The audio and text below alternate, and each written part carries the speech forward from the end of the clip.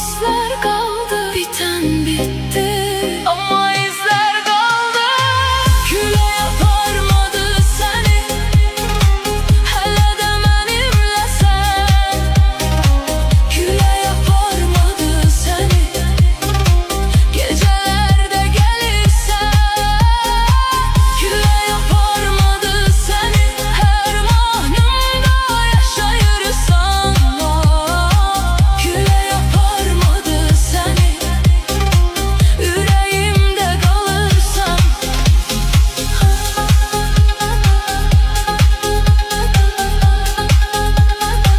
Bu gece, bu gece seni hissediyorum. Bazen uzak bir melodiyada, bazen küçenin sonunda, bazen bir bakış içinde, bazen yağış damlasında. Ne kadar geçse de zaman, bazı duygular köhnelmir. Həqiqətən sevən ürək heç vaxtdan sağalmır. Ulduzlar sönür yavaş yavaş, səhər yaxınlaşır yenə. Amma mənim içimdə hələ bir gecə yaşayır səninlə. Ulduzlar sönür yavaş yavaş, səhər yaxınlaşır yenə.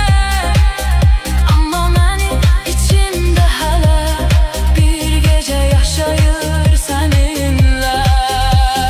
Bir səs, bir xatirə, bir baxış, bir hekayə, hamısı səndən qaldı, hamısı səndən qaldı. Gülə yaparmadı səni, hələ də mənimlə sən.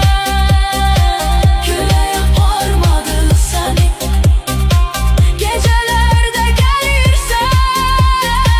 Güle yaparmadı seni, her mahnımda yaşayırsan. Güle yaparmadı seni, yüreğimde kalırsan. Güle yaparmadı seni, güle yaparmadı seni. Şehir yatır, dalgalar gelir, yağışta